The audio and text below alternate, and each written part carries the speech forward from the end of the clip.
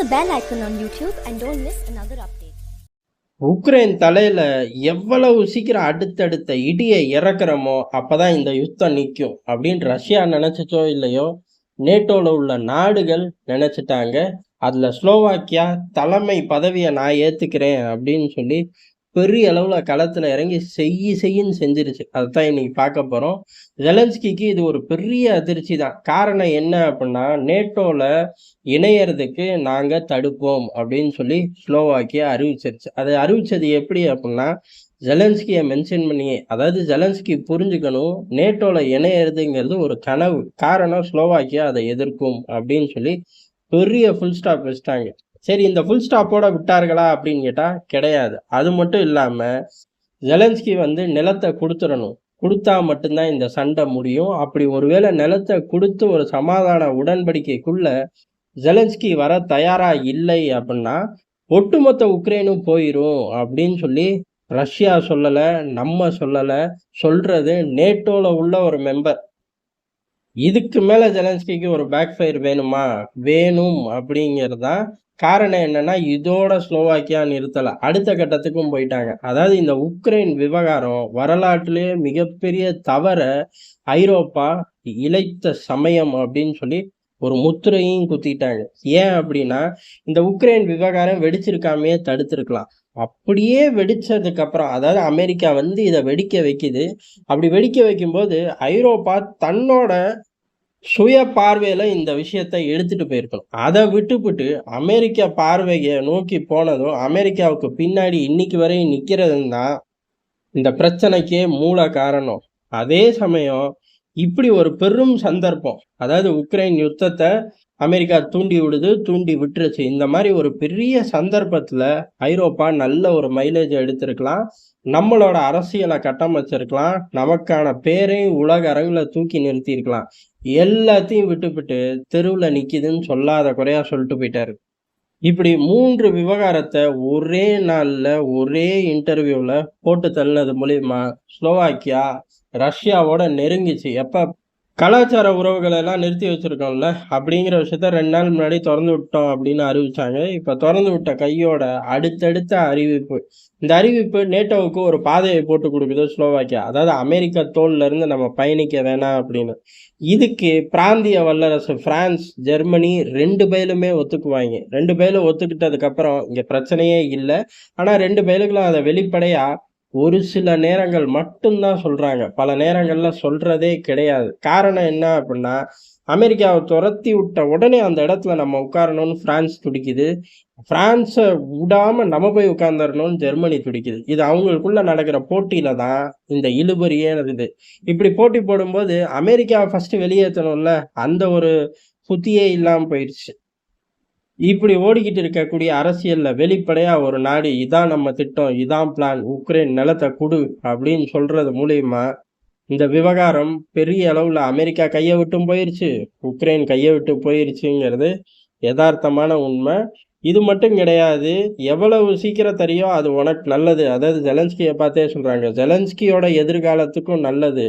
அதை விட்டுட்டு ஜெலன்ஸ்கி இப்படியே தப்பு கணக்கு போட்டுக்கிட்டு இருந்தா ஒன்று ரஷ்யாவா வெளியில போனாதான் உண்டு பிடித்த பிராந்தியங்கள்ல இருந்து. அப்படி இல்லை அப்படின்னா ஜெலன்ஸ்கியோட எதிர்காலம் இல்லாம போயிடும் அப்படின்னு சொல்லி பெரிய விஷயமா கிளப்பி விட்டாங்க. ஜெலன்ஸ்கிக்கு இது மிகப்பெரிய பின்னடைவு தான். சரி, களத்துக்கு வெளியில இவ்வளவு பெரிய ஒரு ஃபயர் பிடிச்சி 10 எரியுது. ஜெலன்ஸ்கி இதுக்கு ஒரு கவுண்டர் பொசிஷன் எடுத்து தான் ஆகணும். ஜெலன்ஸ்கியை பொறுத்தவரையும் எடுப்பார், அதுலலாம் மனுஷன் எந்த பிரச்சனையும் கிடையாது. இமீடியட்டாவே ஒரு ஃபுட்டேஜை ரிலீஸ் பண்றாரு. என்ன அப்படின்னா, ஸ்லோவாக்கியால இருந்து ஒரு குழு போறதாக இருந்திருக்கு, அதை நாங்க ரத்து பண்றோம் அப்படின்னு. ஏற்கனவே போன குழுக்கு என்ன அங்க கிடைச்சிருக்கு? ஒன்றும் கிடைக்கல. இப்படி ரத்து பண்ணுவோம் அப்படின்னு அறிவிச்ச உடனே ஸ்லோவாக்கியா 1 மணி நேரத்துல திருப்பி இன்னொரு அறிவிப்பை வெளியிடுது. இனிமேல் நேட்டோல இருந்து ஆயுதங்கள் போறதை நாங்க தடை செய்வோம் அப்படின்னு. இது தேவையா? பேசாமையாச்சும் விட்டுருக்கலாம். இல்ல பெரிய அண்ணன் யார்கிட்டயாச்சும் போய் கேளுங்க, அந்த பயலை கொஞ்சம் கூப்பிட்டு கண்டிங்க அப்படின்னு சொல்லிட்டு ஒதுங்கி இருக்கலாம்.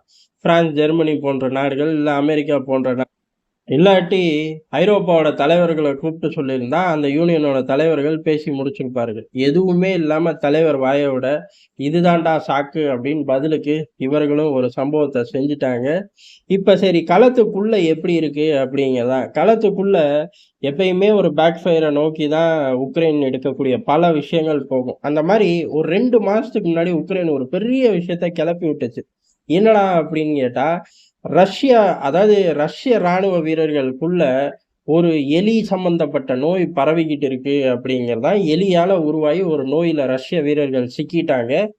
பெரிய அளவுல பலியும் ஆகுறார்கள். இத ரஷ்யா வெளியில சொல்லாம மறைக்குது அப்படின்னு சொல்லி சொன்னாங்க. 2 மாசத்துக்கு முன்னாடியே இத கிளப்பி விட்டார்கள். ஒருவேளை இவர்கள் தான் ஏதோ கிருமிய வச்சு அட்டாக் பண்ணிட்டாங்க. எலிகள வச்சு அட்டாக் பண்ணிட்டாங்க அப்படின்னு பார்க்கப்பட்டுச்சு. ஆனா ரஷ்யா அத பெருசாவும் பேசவே இல்ல. களத்திலயும் எந்த ரிஃப்ளெக்ஷனும் ஆகல. அந்த மாரி ஒரு நோய் தொற்று ஏற்படுது, ரஷ்ய வீரர்கள் கணிசமா வெளியேறுறார்கள் அப்படின்னு எந்த தகவல்களுமே வரல. கதாநாயகன் பிரிட்டன் கூட இத கன்ஃபார்ம் பண்ணல. அப்படி இருக்கும்போது, இப்ப உக்ரைனுக்கு அதே பஞ்சாயத்து வந்துருச்சு. என்ன அப்படின்னா, பெரிய அளவுல ஒரு பதுங்கு குழிகள்லாம் தயார் பண்ணி பல கிலோமீட்டர்களுக்கு வச்சிருக்காங்க. அது ஒட்டு மொத்தமா எலிகள் ஓடிக்கிட்டு இருக்கு. இது யாரு பார்த்த வேலை அப்படின்னா, ரஷ்யர்கள் பார்த்த வேலை அப்படின்னு சொல்லி உக்ரைன் குற்றஞ்சாட்டுது. பார்த்திருக்க வாய்ப்பு இருக்கு. இந்த மாரி விஷயத்த நீங்க செய்யும்போது அவங்களும் செய்வாங்க.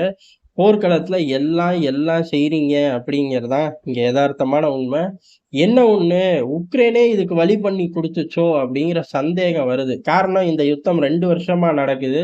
முதல்ல எதிரிகள தடுக்கிறக்கு இவர்கள் பண்ணக்கூடியது பதுங்கு குழிகள் வெட்டி உள்ளுக்குள்ள உட்கார்ந்து சண்டை போடுறது தான். அப்படி 2 வருஷமா சண்டை போடும்போது, இந்த மாரி ஒரு விவகாரத்த 2 தரப்பும் கையில எடுக்கல. 2 மாதத்துக்கு முன்னாடி தான் உக்ரைன் இந்த விஷயத்தையே வெளியில சொல்லுது. அங்க நடக்குதா, நடக்கலையான்னு தெரியல. ஆனா இவர்கள் இப்படி நடக்குதுன்னாங்க. இப்ப உக்ரைனுக்கு நடக்குது. ஒருவேளை இந்த ஆப்பரேஷன ஃபர்ஸ்ட் உக்ரைன் செஞ்சிருக்கலாம். இல்ல உக்ரைன் அந்த மாரி டிசீஸால பாதிக்கப்பட்டிருக்கார்கள் அப்படின்னு கிளப்பி விட்டத வச்சு இவர்கள் ரஷ்யர்கள் திட்டம் போட்டு 2 மாசத்துக்குள்ள களத்துல இந்த ஒரு ஆயுதத்த பம்ப் பண்ணி விட்டார்கள். ஒவ்வொரு காலகட்டமும் உக்ரைன் எடுக்கக்கூடிய ஆயுதம் ரஷ்யாவ போய் பெரிய அளவு தாக்குதோ இல்லையோ, உக்ரைன திரும்பி தாக்குதுங்கிறது எதார்த்தமான உண்மை. அதுல இப்ப 2 விவகாரம் சேர்ந்துக்கிச்சு. அந்த மனுஷன் தான் ஸ்லோவாக்கியால இருந்து பேசுறாரு. ஸ்லோவாக்கியாவோட அரசு தலைமை நமக்கு எதிரா மாறிருச்சே. சைலன்ட்டா இருப்போம். அவனுங்களுக்கு பதில் சொல்லாம இருப்போம். எப்படி பார்த்தாலும் ஒரு விக்கெட்ட வச்சு உடனடியாக நம்மள சாய்ச்சிட முடியாது அப்படிங்கிற புரிதல் கொஞ்சம் கூட இல்லாம, பதில் சொல்றேங்கிற பேர்ல, இனி ஹங்கேரி எதுக்கெல்லாம் தடை போடுதோ, கூடவே நின்னுகிட்டு இனி ஸ்லோவாக்கியாவும் தடை போடப்படுது. இந்த 2 பயலுகள பார்த்து இன்னும் ஒரு 4 பயலுக வந்து சேருவாங்க. 4 பார்த்து 40 ஆகும். இதெல்லாம் ஒரு நைட்ல நடக்காட்டியும் ஒரு 5, 6 நைட்ல நடந்து முடிஞ்சிரும்ல. இது ஜெலன்ஸ்கிக்கு புரியுதே இல்ல. அதே மாரி இந்த ஒரு ராட் டிசீஸ வச்சு பெரிய அளவுல 2 மாசம் படம் ஓட்டி, கடைசியில இப்ப படமே இந்த பக்கம் ஓட்ட முடியல. காரணம் என்னன்னா, வீரர்கள் பாதிக்கிறார்கள். ஒட்டுமொத்தமா பதுங்கு குழிகளே யூஸ் பண்ண முடியாத ஒரு நிலைமை. இந்த மாரி ஜெலன்ஸ்கி வெளியில செய்யறதும் சரி, களத்துக்குள்ள செய்யறதும் சரி, இம்மீடியட்டா பேக் ஃபயர் ஆகுது. முந்திலாம் இதோட டியூரேஷன் அப்படிங்கிறது கொஞ்சம் காலம் இருக்கும். ஒரு 2 வாரம், 3 வாரம், 5 நாள்னு இருந்துச்சு. இப்பல்லாம் நேர கணக்குல மாறிருச்சு.